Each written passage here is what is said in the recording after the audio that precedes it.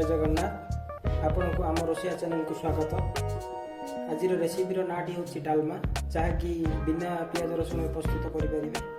यही डालमाटी आमर ओडिशा प्रसिद्ध। आपण यहाँ अरुआ भात द्वारा खाईपारे। यह साधारणतः ओडिया घरे संक्रांति पर्वपर्वाणी समय प्रत्येक घरे ओडियावासी घरे होता है।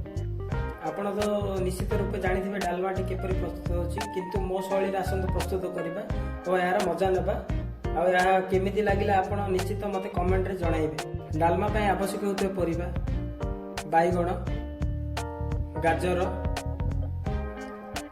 कंचा कदली,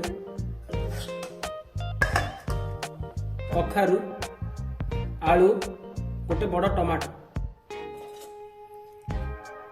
तेजपत्र, सुखिला लंका, छेचा होता अदा। आम ओडिया परंपरा अनुसार आम हर डाली और मुग डाली यही डालमाटी करिथाउ। फुल स्पून हलदी गुंड, फुल कस्तूरी मेथी, स्वाद अनुसार लुण। आसंतु प्रस्तुत प्रणाली आरंभ करबा। प्रथमे तावा बसाइबा गैस रे। किछि जीरा,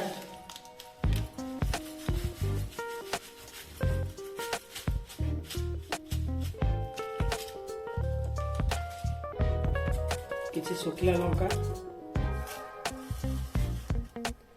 देई आको भल भाव में भाजी दबा। या वर्तमान आस्ते आस्ते भाजीबा को दबा। वर्तमान या भाजी या ठंडा करी आगो ग्राइंडिंग कर सारिबा परे डालमा ऊपर देवा द्वारा डालमार स्वादटी बढ़ी जाई थाए। वर्तमान यह भाजी हो सारा। या वर्तमान गोटे पात्र में काढ़ी दबा। या ठंडा हो सारा पर ग्राइंडिंग कर। प्रथम गैस लगेगा।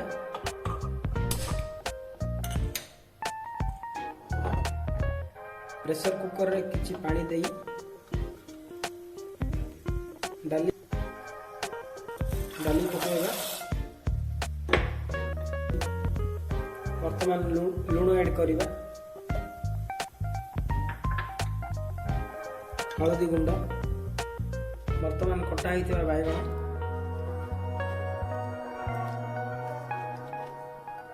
कटा होइतिबा कंचा कदली, कटा होइतिबा गाजर, कटा होइतिबा आलू, कटा होइतिबा कखारु, कटा होइतिबा गोटे टमाटो पकाई दबा। या भल भाव गोलाई दबा।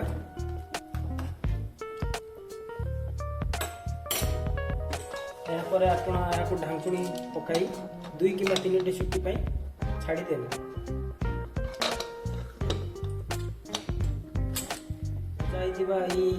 जीरा और शुखला लंका को आम दस्ता द्वारा छेचिदेवा।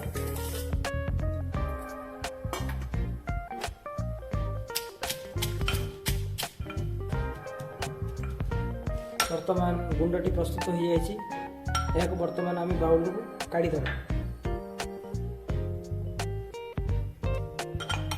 2-3 सीटी बाजिबा पर देखिबा परिबाटी आमर केमिति सिझिछि। परिबा एवं डाली आमर सिझी आसिलानी। वर्तमान आवश्यक होता छुंकटी प्रस्तुत करबा। वर्तमान ये डालमार छुंकटी प्रस्तुत करबा। प्रथम गैस टी ऑन करबा। या कड़े बसईदेवा। तेल पकेबा। तेल ताती आसिला। वर्तमान ये जीरा, तेजपत्र, सुखिला लंका टिके समय पर्यटन भाजवा। छेचा होइतिबा अदा,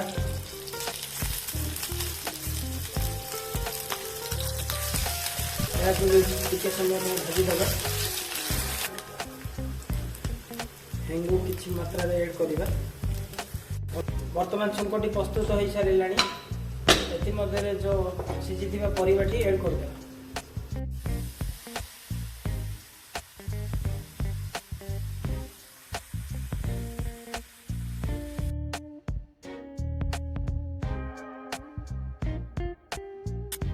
ବର୍ତ୍ତମାନ ଆମର ଡାଲମାଟି ପ୍ରସ୍ତୁତ ହୋଇଯାଇଛି।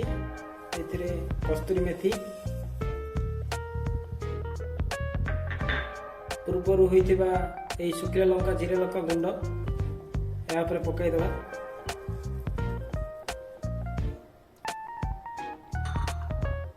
ଏହାକୁ ବର୍ତ୍ତମାନ ଭଲ ଭାବେ ମିଶାଇ ଦେବା।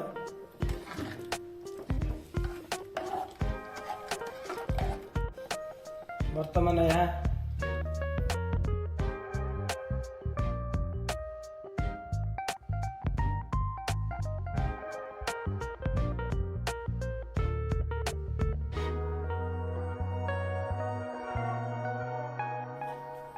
ବର୍ତ୍ତମାନ ଓଡ଼ିଶା ପ୍ରସିଦ୍ଧ ବାଡ଼ିଆ ଡାଲମାଟି ପ୍ରସ୍ତୁତ ହୋଇସାରିଲାଣି। ଏହା ଆପଣ ନିଜ ଘରେ ପ୍ରସ୍ତୁତ କରି କେମିତି ଲାଗିଲା ଦୟାକରି ମୋତେ କମେଣ୍ଟରେ ଜଣାଇବେ ଏବଂ ମୋ ଚ୍ୟାନେଲକୁ ଲାଇକ୍, ସେୟାର ଆଣ୍ଡ ସବସ୍କ୍ରାଇବ୍ କରନ୍ତୁ। ନମସ୍କାର, ଜୟ ଜଗନ୍ନାଥ।